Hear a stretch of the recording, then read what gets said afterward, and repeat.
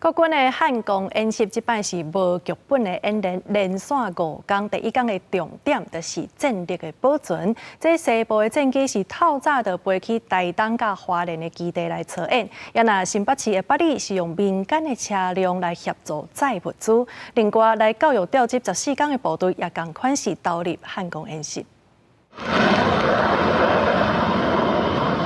马岩喷射自首地新竹空军基地换上2000战机，一定加速了后，赶紧油气升空。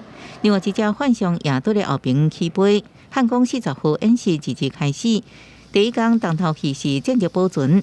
驻防地西部国空军基地战机，新竹换上2000 C-130运输机，台中 IDF 加机 F-16V 屏东以及 K 预警机 P-3C 反潜机等分别飞去东部基地。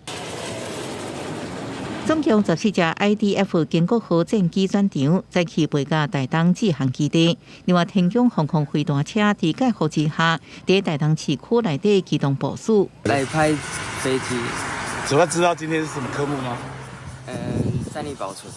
换上2000 C-130运输机、乌鹰直升机陆续飞到花莲空军基地。基地内底 F-16V 已经挂弹，经由战备道进入嘉山基地进行战力保存。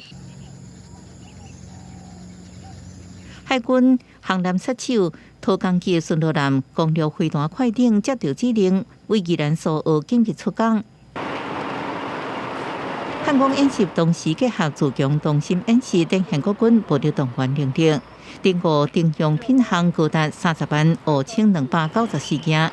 民间的车到集合地点载运车复型铁丝网啊、钢材、螺旋桨赶往第一线的阵地，设阻击设施拖延敌军抢劫海堡。这批教教部队投入汉光演习训练内容真实在，会参加夜间作战加阵地强巡防。日军分把战车车队伫屏东市区走，有2个囡仔摆几排蓝国旗为国军加油。帮国军加油！是啊，那你有没有看到战车？有。那我想这是一个非常好的一个全民国防的一个教育，向下扎根。中央对台威胁愈来愈多，也让今年汉光演习备受注目。在国人的支持之下，国军今年聚焦无剧本、无分阵的操演，展现保家卫国的决心。记者综合报道。